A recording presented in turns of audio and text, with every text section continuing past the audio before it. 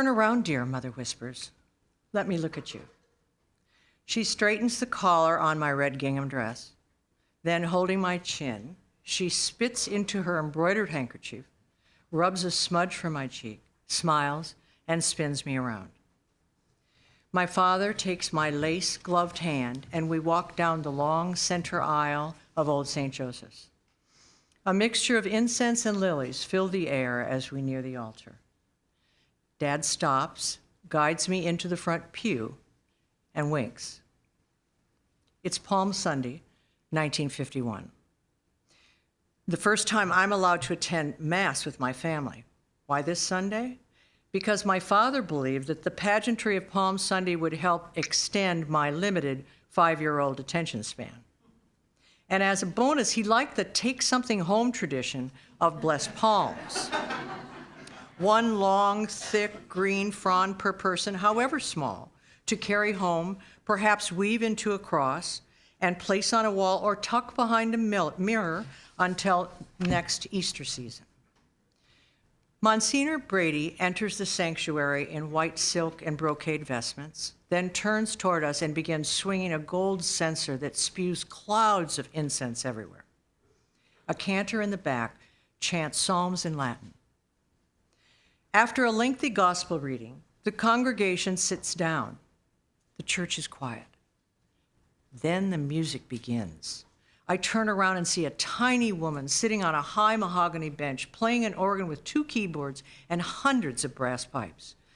A dozen men wearing magenta robes stand on steps beside her. I feel a hand on my shoulder. Face forward, Dad says. But I can't keep my eyes off the musicians. After 2 more warnings, he swoops me up into his arms, down the side aisle, through the heavy oak doors into the bright morning. He heads for our car without a word and opens the door. Get in. I crawl up onto the front seat and he whacks me on the bottom. Sometime after, he opens the driver's side door and slides behind the steering wheel. First he brushes the tears from my eyes, then pulls out his Winstons. Mary Catherine, in church, you face the altar. He takes a long drag on his cigarette. God is in front. I nod, rubbing my eyes with my fists. Now, he says, patting my hand, then taking one last drag. Let's go back inside and try again.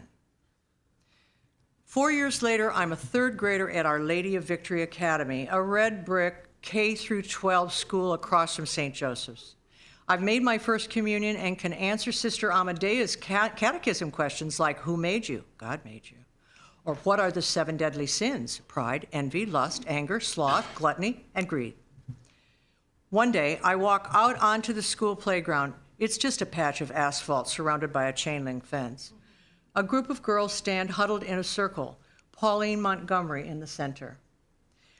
I reach them in time to hear her say, I don't care. She doesn't belong here. Who doesn't belong, I say, a smile spreading across my face, thinking they're talking about the new girl, Rosemarie. You, Pauline says, glaring at me. I'm talking about you. My mom says, you don't belong at this school. She moves toward me, the others closing in behind her. Your father, she hisses, he isn't a good Catholic. He doesn't even go to communion. I fold my arms, square my shoulders. I want to pound her into the pavement. You and your mom, I say instead, you don't know anything about my dad. She puts both hands on her hip and cocks her head to one side. Well, I know this. My mom says he's excommunicated because he got a divorce. I turn away, but Pauline grabs my sleeve.